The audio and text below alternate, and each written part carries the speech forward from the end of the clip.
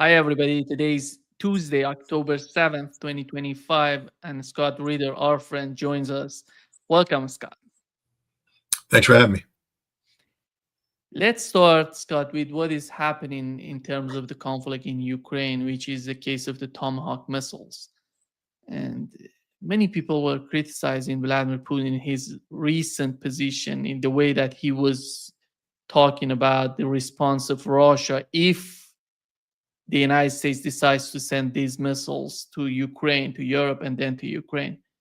The people who are criticizing Vladimir Putin, they're talking about that he wasn't that much powerful in the language he has chosen to use to warn the West. And it seems, to me, Vladimir Putin is the voice of sanity to me, is the voice of sanity, is each and every reason that we don't have a nuclear war, a World War III in the case of the conflict in Ukraine. But these people have a point in their sort of criticism. And here is what Donald Trump said yesterday. That's hugely problematic, in my opinion. Here is what he said. Decision on whether to supply Tomahawk missiles to Ukraine or sell them to NATO and let them sell them to Ukraine. Yeah, I sort of made a decision, pretty much. If you consider, yeah, I think I want to find out what they're doing with them. Yes. Where are they sending them? I guess I'd have to ask that question. That war should never have started. Would have never started. Such bad judgment was used there. I think on both sides, by the way. But nobody looks good with the war with Russia and Ukraine. Nobody. It's been a horrible. This week they lost over 7,000 soldiers between the two of them. This is every week they're losing 7,000, 8,000, 5,000. They have a range of like 1,500 miles or something, so they'd be able to. No, I know. No, I would ask some questions. I want to see what's. I'm not looking. He literally says, Scott, he says that he made his decision, sort of made his decision to send Tomahawk missiles to NATO and Ukraine, but he wants to know what they're doing with them first.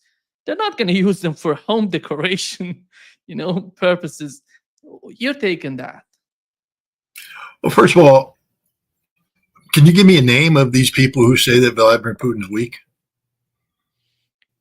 It's not just about a particular person, because I don't want to. I know who the person is. It's Gilbert Doctorow, and he's full of shit. I'm just going to state it right up front. It's grossly irresponsible what he's saying, and it reflects an absolute zero knowledge and understanding of the reality of Russia. This is a man who sits on his ass in Belgium and watches Russian TV, and then gets on the phone and talks to a handful of disenfranchised Russian elites who are impotent as the day is long, have no connectivity with real power structures in Russia. Vladimir Putin enjoys more than 80% level of support amongst the Russian people. Never in the history of the world has a leader who enjoys that level of support amongst the people been overthrown by a coup. Never. So Doctorow just simply doesn't know what the fuck he's talking about. And it's very dangerous for him to say it. And it's very dangerous for people to give it credibility because it's so far removed from reality. It's not even what it does. First of all, it doesn't move the needle in Russia at all. You think the Russians give a shit what Gilbert Doctorow thinks or says? No, not at all. What it does, though, is empower those people around Donald Trump. And that's why I'm angry. And that's why I'm speaking out the way I am. You see, there are Russophobes in America. Doctorow claims he's not. He's an old school Sovietologist who's been looking at the, whatever he is. What he isn't is an expert on modern day Russia. What he isn't is an expert on arms control. What he isn't is an expert on war. And apparently he's not an expert on American politics as well.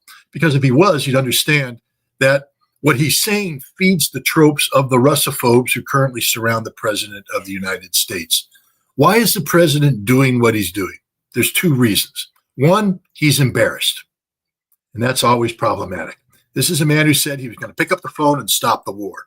This is a man who claimed he had a great relationship with his good friend Vladimir Putin, and that once they met and talked, Putin would see the light and do what Donald Trump wanted him to do, which was to bring an end to the war a way that wasn't going to solve the root causes of the conflict, but make Donald Trump look good in time to get the Nobel Peace Prize.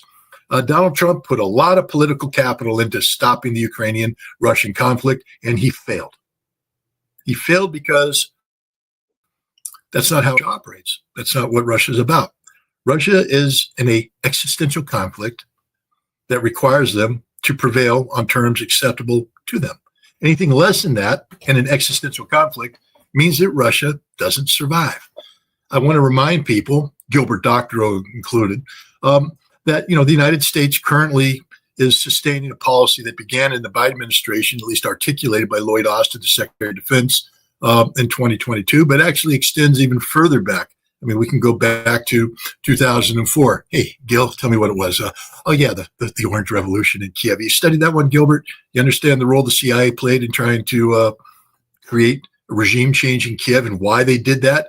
Are you cognizant of 1991 and what was going on with the CIA and the Banderas? Are you aware of what happened in 2008 when during the reset? Do you actually think it was a diplomatic reset that the Obama administration was inclined to dramatically rethink its approach to Russia? Or was it just diplomatic cover for ongoing regime change operations? Because the reset was all about keeping Vladimir Putin out and bringing Dmitry Medvedev in.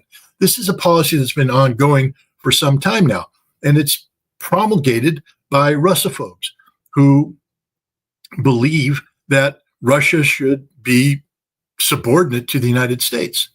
And if Vladimir Putin were to accept peace terms as dictated by Donald Trump, then Russia would be forever subordinated to the United States, subordinated to Europe, and allowing a Ukraine, this fist in the womb of Russia, to exist as a NATO, if not member, at least a de facto member, an ally with a large NATO-trained army equipped with modern NATO weaponry to include long-range strike missiles.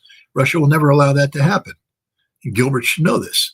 And so should everybody else. But the president's embarrassed. But the other problem, and this is where I have a problem with Gilbert, a big problem.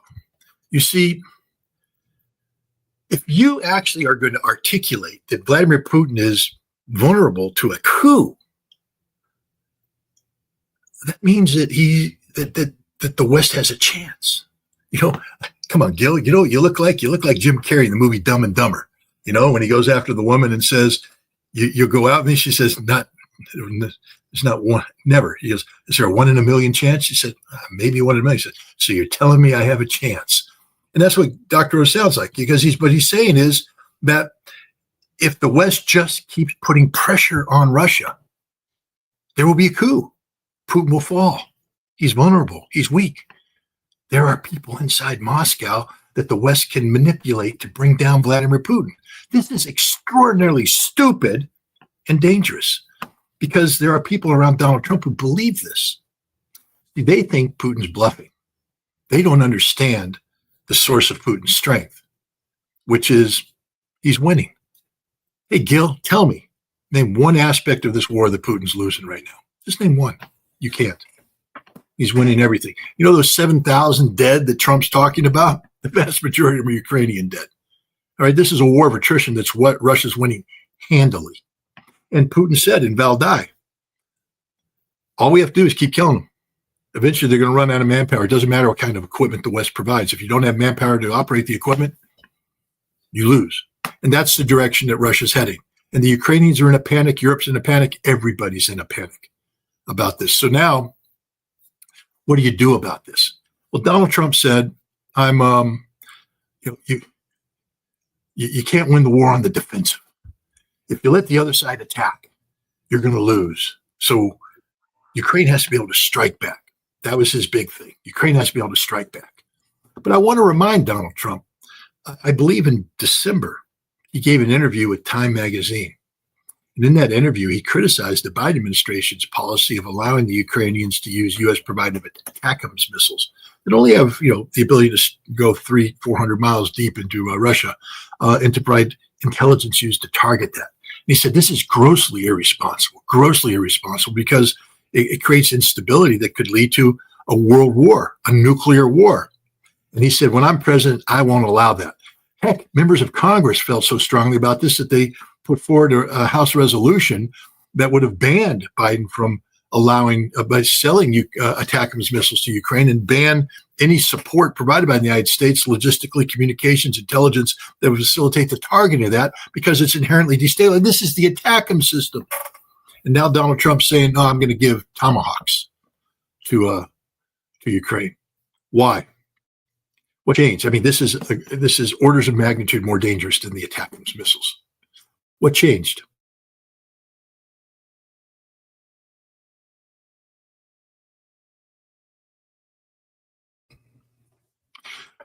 The FBI began tinkering in the system, as they are wont to do. Thanks, FBI. But so this again is a political problem. But the key aspect here is that people believe Russia's bluffing.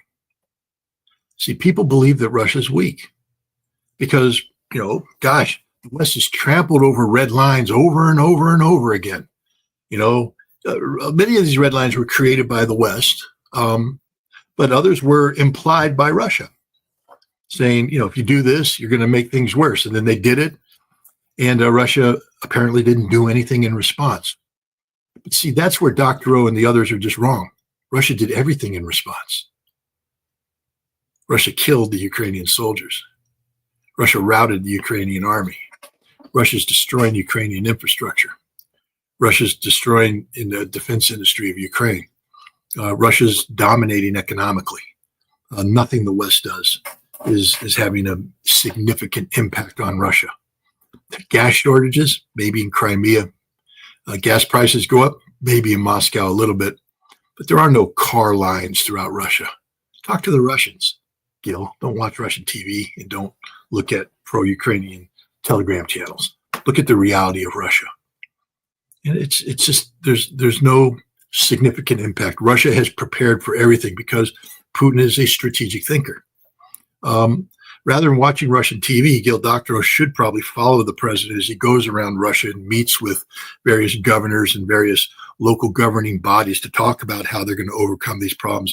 Read the minutes of the meetings that are held in Moscow between Putin and the Russian government, the various departments and such that talk about energy, etc. And you'd realize there is a strategic plan here, that nothing has happened that's taking Russia by surprise.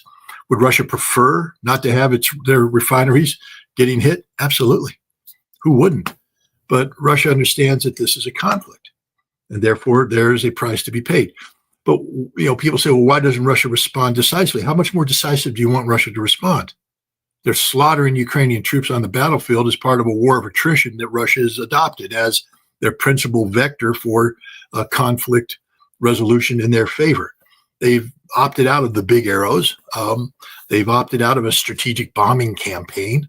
Why? Why won't they decapitate the Ukrainian leadership? Which is something that all these supposedly, pro-Russian people keep saying. Because then you don't understand Russia. If you're advocating the elimination of the Ukrainian regime, then you don't understand that, Russia today, for instance, when I was there in August, I was invited by the National Unity Club. They're a sort of an adjunct of the Union State. The Union State is a political economic relationship between Russia and Belarus. But the Union State, when they speak of the ideal, they speak of the three sisters. There's a third sister out there. That third sister is Ukraine. The Union State doesn't truly exist until the third sister it comes home.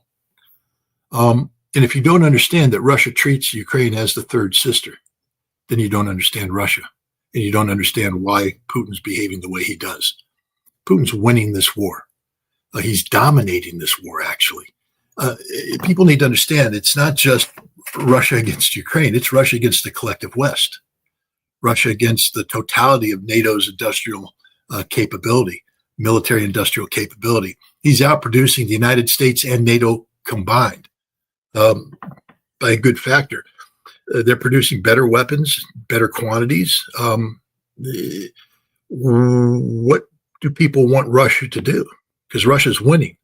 Anything outsiders like Dr. O and others are advocating for would take Russia down a completely different path, one that leads inevitably to escalation, and escalation leads to a completely different kind of conflict with outcomes different than the one that Russia's currently seeking. Russia's not seeking to physically destroy NATO, to occupy Europe. Russia's seeking to bring Ukraine back into the fold. That's it. That's all they want. And they're winning. They're succeeding on their timeline. Everybody who is frustrated by Putin is operating on a timeline that's independent of Russian reality. It's Belgian timeline, or it's a Washington, D.C. timeline. So there's that. But now we come back to the essence of your question about the Tomahawk. First of all, let's go to Valdai. Again, one of the the sources of the angst and anxiety on people like Phil Doctorow, Doctorow and others. Putin said of the Tomahawk a couple things. One, he said, it's an old system, been around for a while. We're familiar with it. We could shoot it down. It's not going to change the battlefield reality at all. We got this. But if America uses this, it fundamentally changed the relationship between the United States and Russia. At a time when there's a light at the end of the tunnel, it will basically close down that tunnel. So he's realistic about it. He understands the relationship between that and, for instance, the potential of ongoing talks, strategic arms reduction talks. The New START treaty expires, but Putin's offered a 1-year moratorium on that. And basically, if the United States goes forward with the Tomahawk system, that shuts that down. But you don't see any panic on the part of Russians because, read his statement.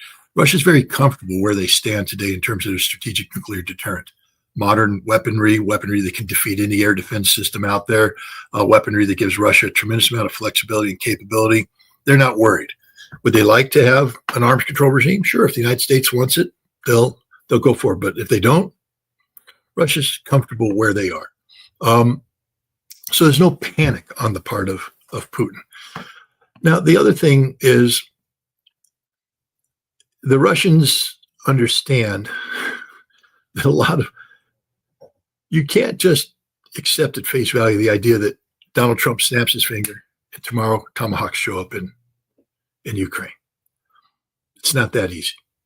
First of all, Trump has articulated a framework where Tomahawks could be provided. That framework is via a NATO member state. That the United States would not directly provide Tomahawks to Ukraine, but these Tomahawks would be provided to Ukraine by a NATO intermediary. So, that sort of limits the pool of impossibilities. One NATO member today possesses Tomahawk capability. That's Great Britain. Great Britain ain't giving up any of their Tomahawks.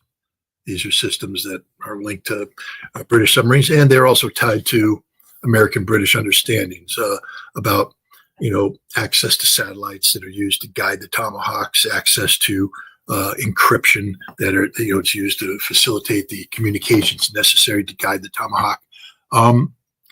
There's another nation, the Dutch. The Dutch, I think 2018 expected issue 2023 began testing, and just earlier this year, April 2025, they actually tested a Tomahawk off of one of their frigates, and they've concluded a contract for the procurement of several hundred Tomahawk missiles. Delivery begins in 2028. Delivery begins in 2028. So if the Tomahawk's going to be provided to a NATO member, and then the NATO member is going to provide it to Ukraine, unless we accelerate this delivery, 2028 is just the soonest the Dutch will get it. And then I guess if they transfer immediately to Ukraine, Ukraine will get it. The last time I checked the calendar, it's 2025. And the last time I checked the body count on the battlefield, Ukraine ain't going to be around in 2028, given the current rate of attrition. So right off the bat, we have a problem there. The other thing is the Tomahawk, it's not a miracle weapon. I'm very familiar with the Tomahawk. During the Gulf War, we used Tomahawks all over the place. I was an INF inspector. Part of the downstairs in my basement, I've got the fin of a ground-launched Tomahawk that was eliminated as part of the INF treaty. It was considered to be an extremely destabilizing weapon back in 1987 when the treaty was signed, and we got rid of them all. And I have the remnants of a Tomahawk that was cut up as part of the treaty. During the Gulf War, we used air-launched Tomahawks against the Iraqis. We used sea-launched Tomahawks against the Iraqis. I've signed many documents in my life, non-disclosure agreements, etc. And there's one number that still we're not allowed to talk about, even though the war was over 30 years ago. And that number is how many of the Tomahawks hit their targets. Now, you can put 2 and 2 together and probably understand why, because if it was 100% rate, we'd be like, oh my God, the Tomahawk was 100% rate. It wasn't. And there's a reason why they don't want you to know what it was, because the Tomahawk ain't that good. It just ain't that good. And it gets worse over time because as we use it, people learn how to track it, shoot it down.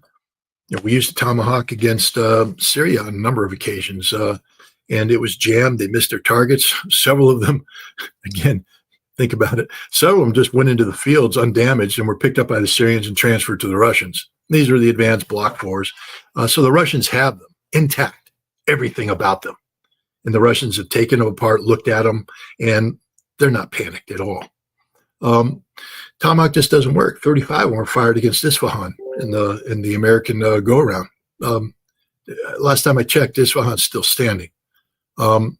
You would need a whole bunch of Tomahawks to take out an industrial facility.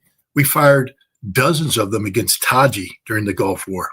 And I inspected Taji many times as an inspector. It's still standing. Yeah, there's some damage, but they didn't shut it down, and they certainly didn't destroy everything in Taji worth destroying. So the idea that Ukraine is going to get a handful of Tomahawks and suddenly radically alter the course of the war is just a pipe dream, straight up pipe dream. The Tomahawk is not a game changer. First of all, the vast majority of the Tomahawks that will be fired will be shot down.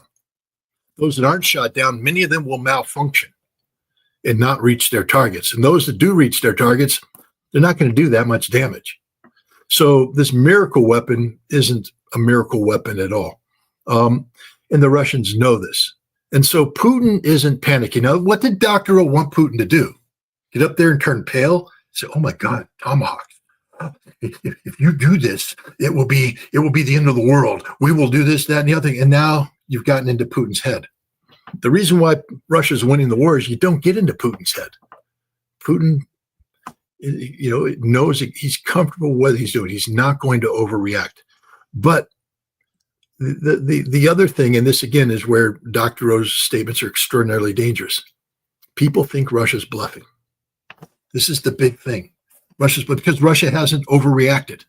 Because Russia has just decided they're going to win the war, not play NATO's game. That they're not going to take the bait every time bait is thrown out there. And the Tomahawks are bait. They're bait designed to trigger a reaction on the part of the Russians. And Putin's not taking the bait. But this is perceived by people who don't understand the Russian reality as weakness. And unfortunately, people surrounding Trump are like, nah, don't worry about it. The Russians are bluffing. The same advice given to Biden, by the way, the Russians are bluffing. Well, the Russians aren't bluffing. I mean, eventually a red line will be crossed that requires Russia to do something. But until that red line is crossed, why is Russia's winning this war? Why does Russia need to do anything to alter this course? That's what the West wants. They want Russia to deviate from the path towards victory that Russia is currently on. Because right now, the path toward victory only leads to Russian victory. We want to kick them off that path. And the Tomahawk, issue is designed to do just that. It's not a game changer. It's not going to win the war for Ukraine.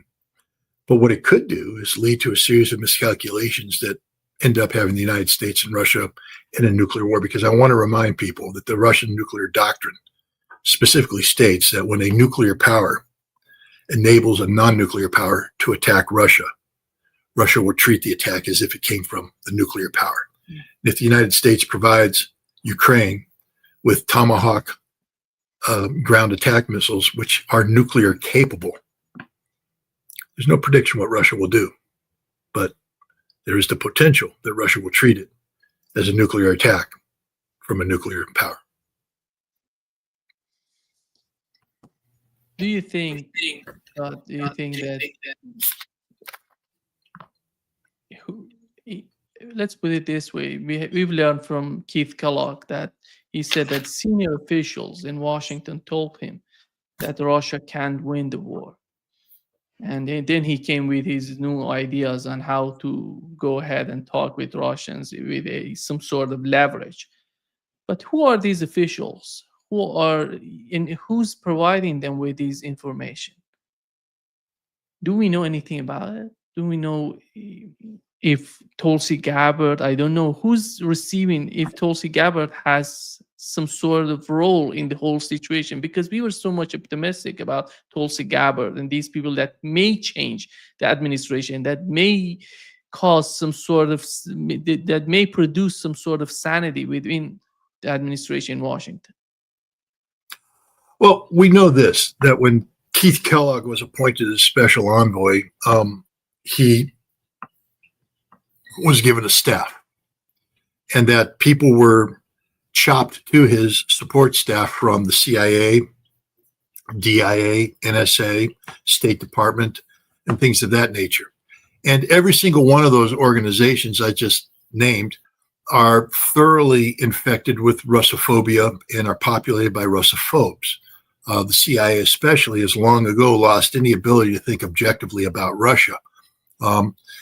We see this in the reality that, for instance, the senior CIA official who briefed Donald Trump on the eve of the Alaska summit was a former national intelligence officer named Julia Gaganis.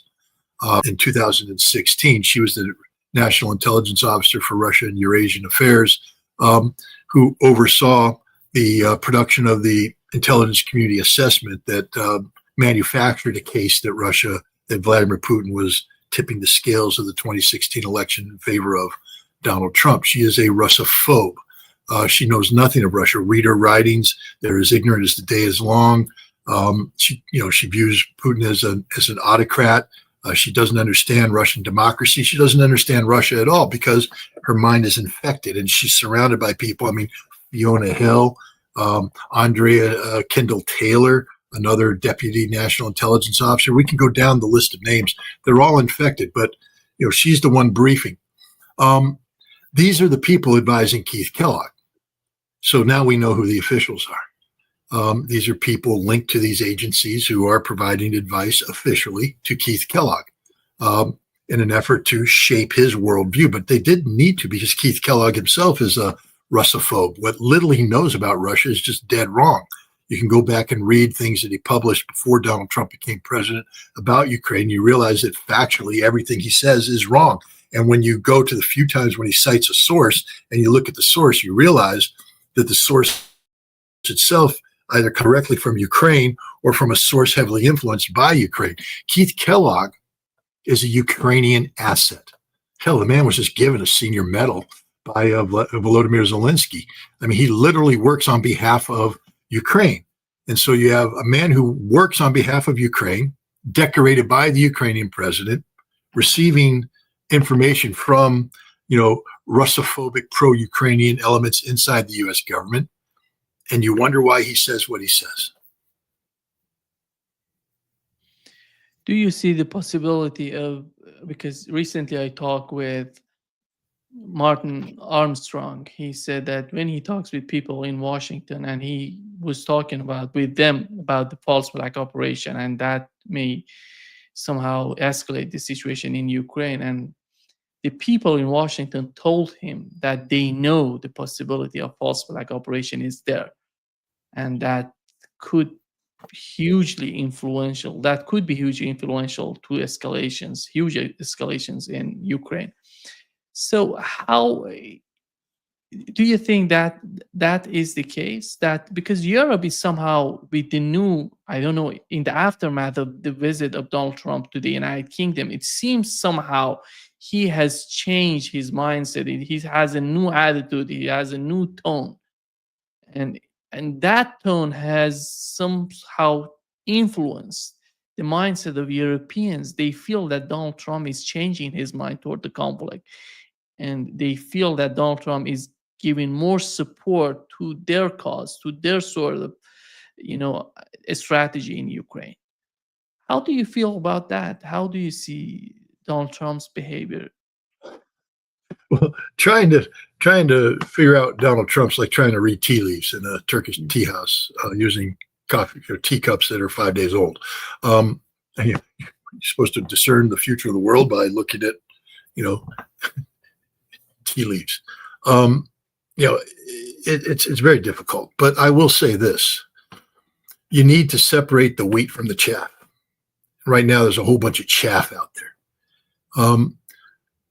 Where is the substance of what Trump says? For instance, let's just parse the Tomahawk missile issue out. Unless something radically changes, it's impossible for Ukraine to receive a Tomahawk until 2028. So what are we talking about here?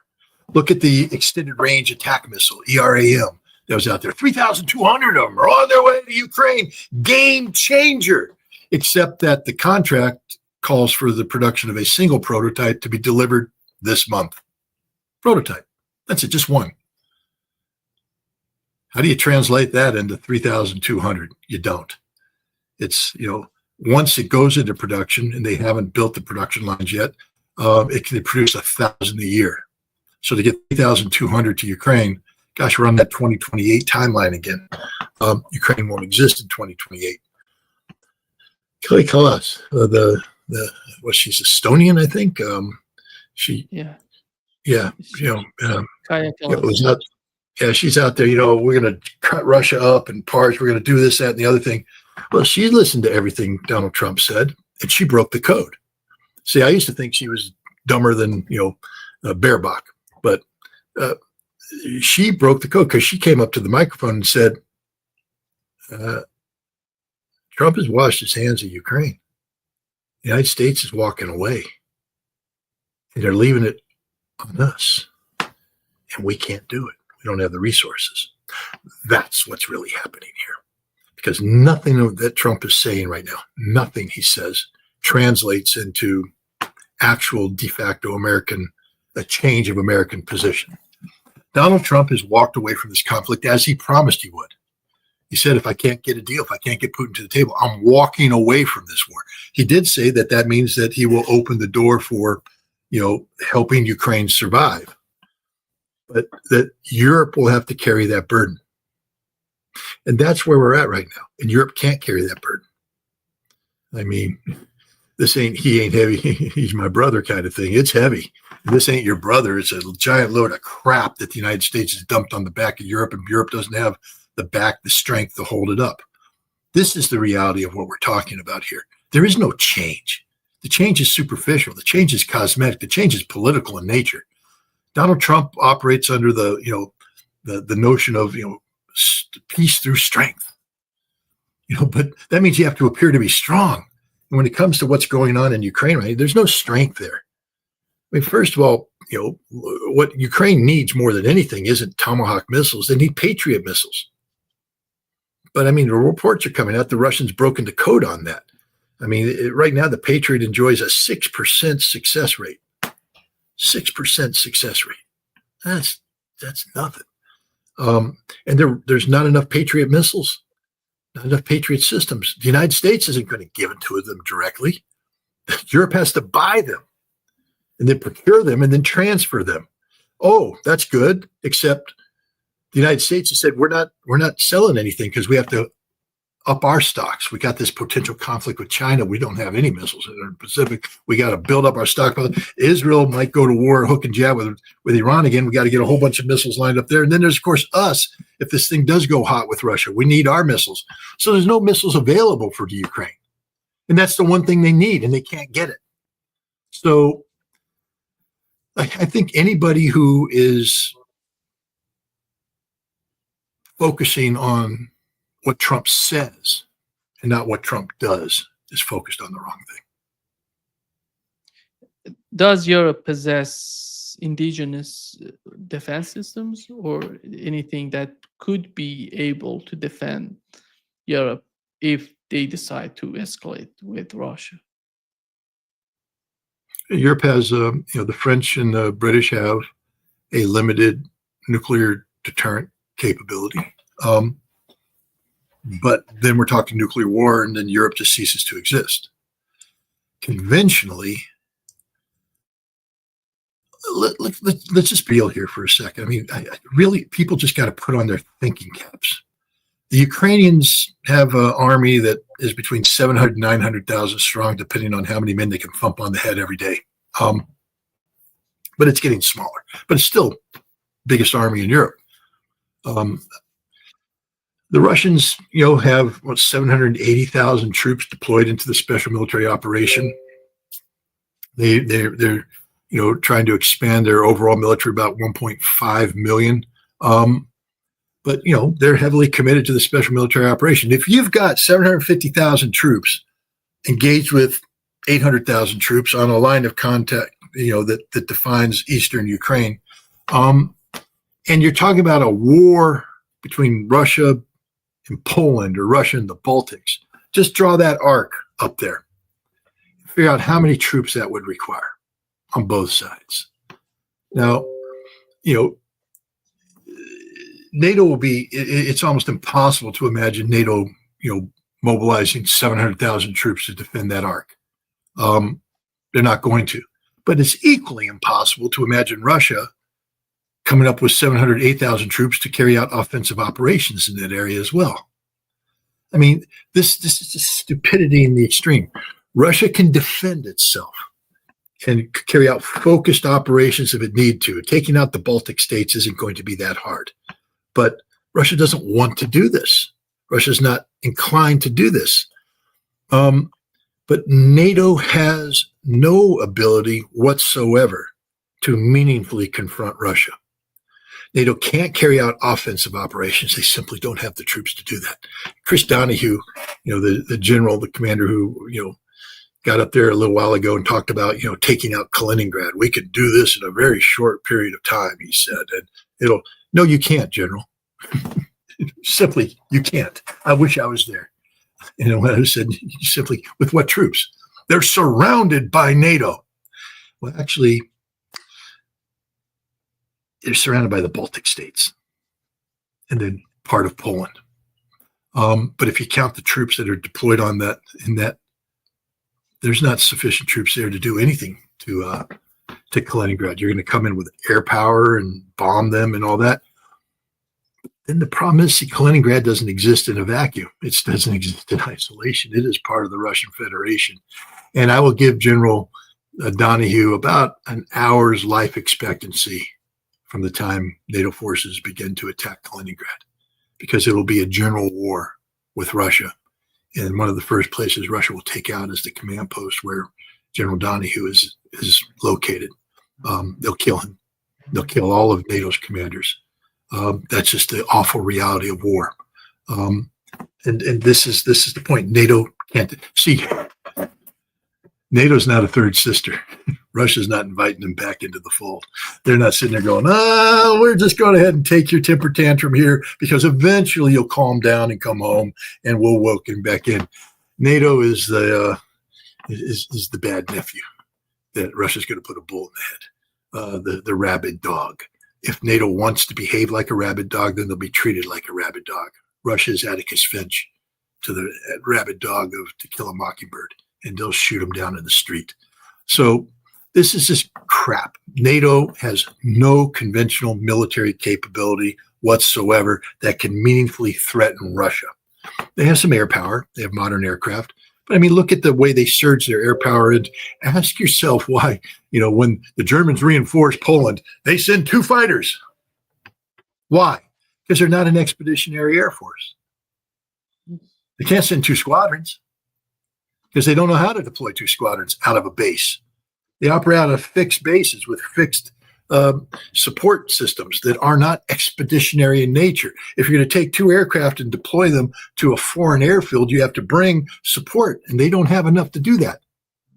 I forget, the Dutch fly a couple airplanes. Somebody deployed 3, maybe the Brits, 3 airplanes. Wow, all 3 of them. I mean, amazing that they got 3 airplanes to take off in Great Britain.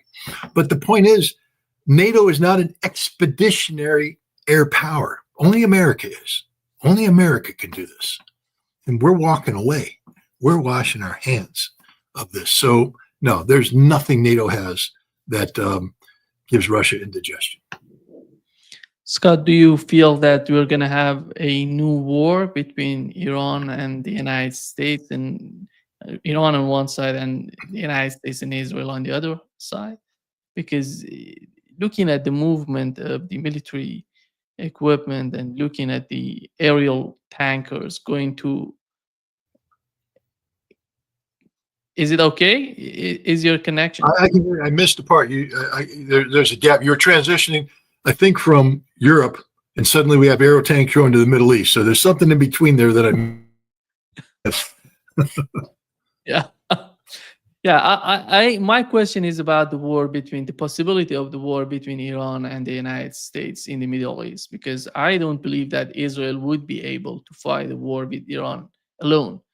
And here is what Steve Bannon said about the nature of the conflict in the Middle East and how he feels about the war. What did Netanyahu have to do? He totally trumped up, bald-faced lie about the Persians. They had greater strategic ambitions, and they didn't care if they sucked the United States into a 20 or 30-year war. Those days are over.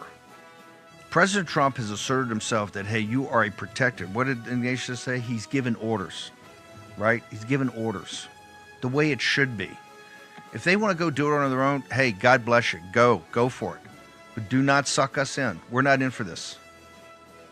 It's outrageous what has happened over the last couple of years, and we still don't have an investigation on October 7th. And believe me, if the hands were clean of Netanyahu, you would have had an investigation and been out in 30 days. Write that down with your number 2 pencil, because that's going to come, and you're going to be shocked by it. There's no way that just kind of happened. Yeah. Netanyahu had an interview yesterday or the day before. He said that Iran has increased the range of missiles to 8,000 kilometers. They want to hit New York, Mar-a-Lago, and they want to kill. What's going on, Scott? When you look at the situation in the Middle East, what is your understanding, your take on that?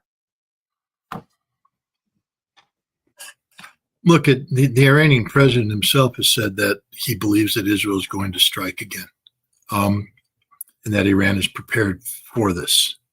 I don't share that conclusion, if for no other reason is that you have to ask yourself, remind yourself that Israel's the one that picked up the phone and begged Donald Trump for this ceasefire and the 12-day war. Now, Iran was glad enough to have it because, they were subjected to a Pearl Harbor type event that took out their senior military leadership. And, the Israelis pulled all the tricks out of the bag with these secret drone fleets and, coming through Azerbaijani airspace to attack the undefended rear of Tehran and, Parchan and all that defense industry that exists there to the southeast of Tehran. All of this was hit by the Israelis to great effect. I mean, Iran got hit hard. There's no doubt about it. But Iran recovered. And by the end of the war, the Israeli aircraft, the Iranians have published some interesting interviews with their pilots. Wait a minute, Iran still has pilots? I thought the Israelis took out the entire Iranian Air Force, because where was the Iranian Air Force during this 12-day war? Doing their job. And apparently the Iranian Air Force, including those old F-14s and some old F-4s, were locking in on the Israeli aircraft as they were doing their attack run, because the Israelis were using primarily these blue streak, air-launched missiles. But to do that, you've got to basically fly an attack route. And as they were doing that before weapons release, the Iranian Air Force would lock on, causing the Israelis to break the attack. Now, they weren't getting shot down, but they weren't able to complete their mission. And the Iranians were disrupting the Israeli attacks. It wasn't as one-sided as everybody makes it out to be. And what we do know, too, is that the Iranians had overcome the Israeli ballistic missile defense shield. By the end of the war, the Iranians were hitting targets that that were causing Israel great pain. The Israelis are starting to come out and sort of admit that there were more targets hit than they're admitting, and it did cause them a lot of concern. And the senior leadership was telling Netanyahu, if we continue, they're really, really, really going to mess us up. Really going to mess us up. We have to stop this war now. We have lost control of the outcome. So now we come to the present. What has changed? Has Israel's ballistic missile defense shield changed? You know, one of the things that there's a very interesting book written by a British technical intelligence guy about World War II, and I just had the name of the book on the tip of my tongue. The War and Secret, a Secret War, something of that nature. But it's about the technical intelligence. But basically, you know, each side investigates the capabilities, the other reverse engineers things, and then comes up, you know, that's how we got radar, German radar, British radar. That's how things happen. And I was introduced to this book by Israeli technical intelligence officers who were working during the Gulf War. And basically, you know, the Iraqis were firing in their Al-Hussein missiles. And then later on, they threw in the short Al-Hussein, which is a different variation, and the Al-Hijara. And each one had different aspects to it, to, you know, mating rings, different configurations and all that. And the Israelis would take these debris and put it in this consolidated area they ended up calling the Scud Museum. And I got to go to the Scud Museum and see it, and I talked to the Israelis that did that. But the point is, they studied every aspect of the Iranian Scud, looking for vulnerabilities, looking for differences to try and understand, you know, what was going on. There can be no doubt in my mind that the Israelis did the same thing as a result of this most recent, the 12-day war. But what did they learn? You see, the Iranians started the conflict by firing their 20 and 30-year-old missiles, just drowning out the system, overwhelming the system. But these were capabilities already known to the Israelis because there was True Promise 1 and True Promise 2. You know, the Israelis collected the debris from. So, you know, they were familiar. But near the end of the war, Iran started deploying different missiles, either older missiles with new warhead configurations or newer hypersonic missiles. And these were having great effect. But the Israelis, of course, will be looking at the radar data, the telemetry data, MASENT, all the different clues they can come in, including the physical debris on the ground. And they're doing that. But Iran didn't deploy all of their systems. And what was happening at the end of the war is Iran would start to introduce a new system that just cut through their defenses like a hot knife through butter. Bam, took down a building. The Israelis don't know anything about these. They don't have enough data. They don't have a solution. And Iran has been building newer and newer and newer missiles. I'll let you on to, you know, I can't call it a secret because the Iranians don't tell me anything. But my assessment is that, because they was like, why doesn't Russia sell the Iranians the Oreshnik missile? If the Russians are really good friends of Iran, they'd give Iran the Oreshnik missiles. And the Iranians are going, oh, we got it. We don't call it Oreshnik, but it does the same thing. Yeah, they got it. And there's nothing Israel can do about it. So when you look at this, Israel can't defend itself any better than what it did, and that wasn't good enough. Iran's attack capabilities are far greater than what they demonstrated in the 12-day war. Not only that, Iran has shut down the Israeli, I got people walking in the background, shut down the Israeli, you know, the Mossad's drones. They're not going to get to do that game again. Those drone factories have been overcome. The Israelis have broken that ring. You're not going through Azerbaijani airspace anymore to take over an undefended rear because the Russians have sent advanced MiG-29 fighters, and there's other new fighters and missiles. They've shut that down. Iran has solidified its defenses, continues to have this tremendous offensive strike capability, and Israel's offensive capability hasn't improved, neither has their defensive capability. So why would Israel be encouraging going to war with Iran that common sense dictates they're going to lose? Now, is America going to jump in on it? You talked about tankers and airplanes flowing in. Every single one of the bases that these American aircraft would operate from are vulnerable to Iranian ballistic missile interdiction. And there's nothing that can stop them. There's no American defense system that can stop them. So what's in it for America? Humiliation? Defeat? So I don't I'm not one of these people that think that war is automatic. I think there's a lot of bluffing going on, a lot of posturing going on, but I don't think that war is automatic, because unless there's something new to offer that reasserts Israeli superiority, and it isn't the inclusion of American firepower, Israel's going to lose that war, straight up lose that war. And that's why the Iranian president, when he spoke to journalists last week, I guess, in New York, I had the honor and privilege of being there to listen to him and ask some questions. He was confident. I didn't see a scared man. I didn't see a worried man. I saw a man who, was serious, and very confident in the strength of his nation and the strength of his government. He said they could try decapitation if they wanted to. He says, there's 6 of me. He said, you kill me, we got one already picked. You kill him, we got one already picked. We go down 6 layers. You can't kill us all, and we're all on the same side. That was the one message that came across, because one of the things that appeared to be trying, that the West and Israel have been trying to do, is fracture Iran, get Iran to break up in constituent parts based upon ethnicities, etc., to break the Azeris away, to break the Kurds away, to break the Arabs away, the Baluch, etc., even to fracture the Persians among tribal lines or economic lines. And the Iranian president said that there were some serious fractures in Iran. He said he sort of was honest. He said, we made some mistakes. I mean, he talked about women like I've never heard an Iranian leader talk about before, about how, we have gender issues that have to be addressed.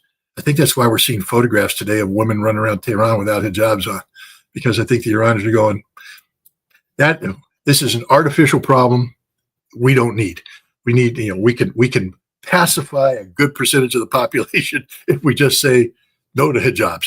And he said, we're doing that. We're re-looking how we deal with gender issues, the whole thing.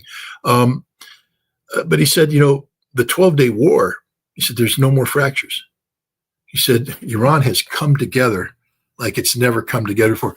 People were trying to take advantages of differences of opinion between the government and the supreme leader. Yes, ladies and gentlemen, for all you people out there saying, well, wait a minute, it's a theocratical dictatorship. If the supreme leader says so, it must be so. No, so. Actually, Iran is far more complicated than that. There's got a parliament that was elected by the people. They got a constitution. There's things that happen. And the president is actually very influential and very powerful, by the way. And yes, there were differences between the president and the supreme leader. Not anymore. He says they are on the same sheet of music. Everybody is marching to the same tune. Anybody that thinks they're going to, take advantage of Iran and break it up needs to think again. And this is why I don't think there's going to be a war, because one thing I learned about the Israelis is they can have the worst policy in the world, and they do, but they're not stupid. They're not stupid about the world they live in. And the Israelis have deep insights into Iran, deep insights. And they may have, look, anybody who is intimately knowledgeable of Iran, I don't want to put you in a spot, but would you, before the 12-day war, I bet you had, I would bet a dime to a dollar that you saw fractures between the Iranian president and the leadership, and you were seeing fractures in Iranian society, a lot of criticism towards the Iranian president coming from the parliament. You saw that. I saw that. And I wasn't dismissive of it. I don't think you were either, because it's reflective of reality. And, it creates uncertainty. The Israelis saw the same thing. So you can't blame the Israelis into believing that if they could facilitate certain actions inside Iran, that Iran was susceptible to fracturing.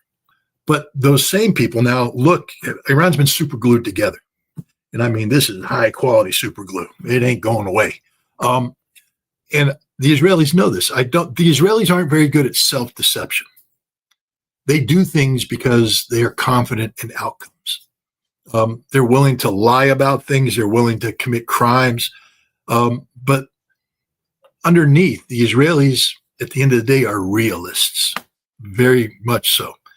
And I think the realists who are advising Netanyahu about Iran are telling him and telling the Mossad leaders, the Mossad's very well plugged into Iran, saying the conditions that we were hoping would manifest themselves during the 12-day war back in June, they no longer exist. In fact, if we try, it's going to backfire on us. So Netanyahu says a lot of things for political reasons, for political posturing, and the statements that he made against, about why would he make that statement? You have to ask yourself, why would he come out in a cartoon-like manner? They got big missiles. They fly 8,000 miles. They can hit Mar-a-Lago. They're going to target you, Donnie, baby. You in Mar-a-Lago. That place you like down in Florida. They're going to hit you with this big missile, this big-ass missile. I mean, it was stupid. Stupid. Why would he do that? He's panicked. Because the reality is they punched Iran with everything they had. And Iran still stood. I mean, imagine going to a bar, looking at this guy saying, all right, I'm going to cold cock him. That's how I'm going to win this fight. Just going to come up and bam, he's going down. And bam, with everything. And he turns around and goes, ouch. All right, let's go. And he starts coming after you. You just gave him the best punch. You don't have a better punch. That didn't knock him out. That's Israel right now. They hit Iran with everything they had. And Iran's still standing and started coming after them. And they had to call pause on the bar fight. Why would Israel want to start a bar fight with that same person? Their punch has only gotten weaker. And that guy's been lifting weights and getting a little bit stronger ever since. So I'm not somebody who believes I could be dead wrong. We could wake up tomorrow and find the Israelis attacking Iran, and that's it. But when I look at everything in the aggregate, I don't see the immediate risk of war. Scott, before wrapping up this session, today is the anniversary of October 7th, which was so much important because of what has happened in the aftermath of that day. And Donald Trump came out with a peace plan. Do you think that with all you said, I think you mentioned how fragile is the situation of Netanyahu, and they're not winning. And is that going to influence their decision to be more sane when it comes to what the Trump administration is trying to put on the table? Or they're going to go, just take the hostages and continue the same sort of attitude as we've seen so far?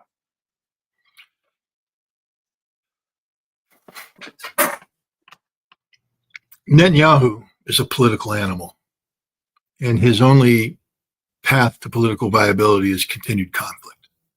The moment there's peace, the Israelis will turn on him in a heartbeat, have him arrested, put on trial for corruption and for other crimes too. I mean, Steve Bannon hinted that October 7th hasn't been fully investigated.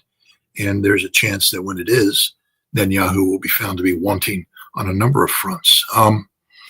So either he goes into exile, and maybe that's why his son's spending so much time in Miami, picking out where his dad's going to retire. Or he's going to die in an Israeli prison. That's his fate if there's peace. But he has tremendous political pressures put on him because of the hostage situation. But the people who are arguing for the political conditions to be created that allow for the release of hostages, they're not people supportive of a two-state solution or one. They're not pro-Palestinian. They're just frustrated that the hostages are still out there. So once the hostages are released, what's the next step for Netanyahu? Does he really want peace? And there's plenty of opportunity for him to make mischief on this as well.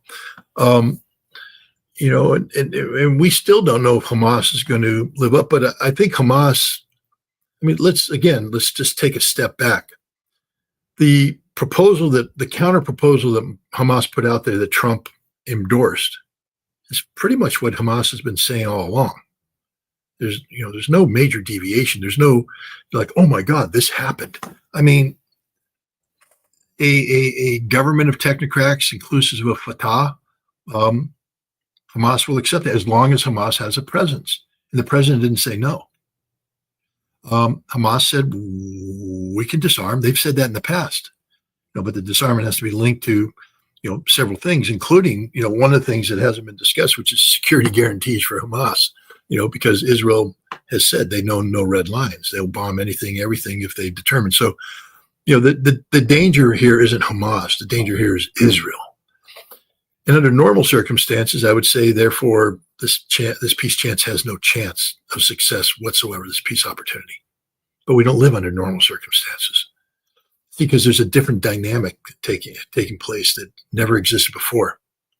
Israel's losing support of the United States of America, not of the president, of the people. Donald Trump has said that the Israeli control of the U.S. Congress is diminished significantly. The whole Charlie Kirk thing shows that Christian evangelicals were starting to question why we continue to support Israel the way we do. America first starts to mean America first, not America second after Israel. Ted Cruz's blind, slavish obedience to Israel, fealty to Israel, is not mainstream anymore. The idea of an American senator saying, I joined the Senate to serve Israel, that doesn't fly very well in an America first environment. And this isn't, chipping away at a solid granite edifice. I mean, we see support for Israel melting away. And this president, Trump, has invested a tremendous amount of political capital into this peace plan, a tremendous amount. And if Israel sabotages this, I think it's the end of Israel, because I think what will happen is MAGA will turn on Israel. And that's it. It's over at that point in time. And Netanyahu has to know that too. It's for that reason,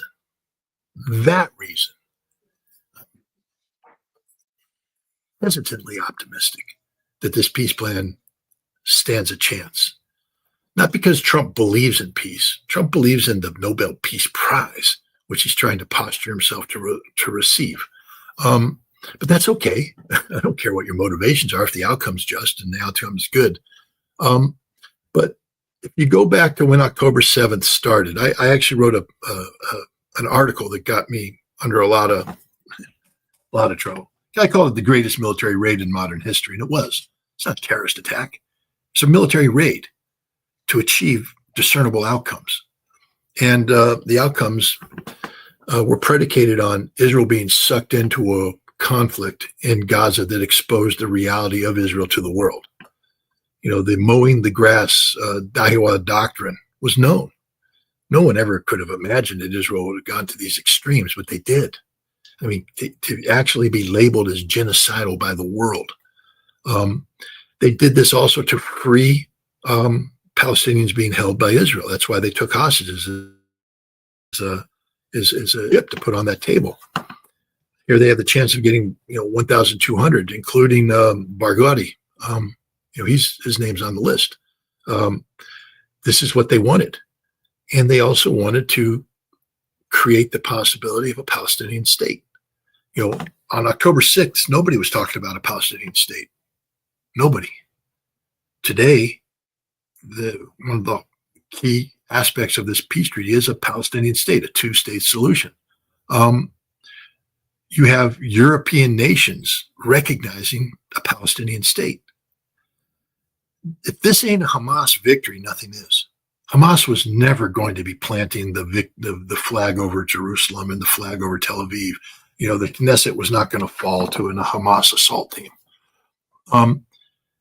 Hamas wins by achieving exactly what we talked about, destroying the reputation of Israel so that the world understands the brutal reality of Israel, the genocidal reality of Israel, to isolate Israel, to free the Palestinians held hostage by the Israelis, and to open the door to create the possibility of a Palestinian state inclusive of Hamas representation. So, on this third anniversary of, is it third? Yeah, third anniversary of the second anniversary. Yeah. I think 2023, 2025. I'm marine math, baby. My fingers I get confused. But Yeah. the anniversary. I think we're looking at the potential of a Hamas victory. Now, Netanyahu will never be able to admit that. Neither will Donald Trump. But people in the know, people who've been looking at this issue all, I think Sinwar would be happy with this outcome. Yeah. Thank you so much, Scott, for being with us today. Great pleasure, as always. No, thanks for having me. Have a good day. You too. Bye-bye. Bye.